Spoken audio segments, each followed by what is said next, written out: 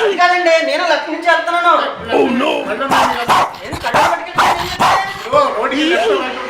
Left right అమ్ముకు డుమ్ముకు అమ్మాయి డుమ్మాయి అమ్ముకు డుమ్ముకు అమ్మాయి డుమ్మాయి కాదండి, గొడవ పడుతున్నారు. ఏం లేదండి, నేను లెఫ్ట్ నుంచి వెళ్తున్నాను.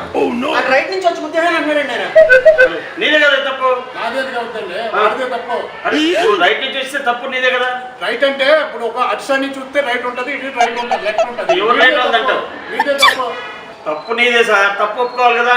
తప్పు ఒప్పుకోవాలంటే కుదరదు.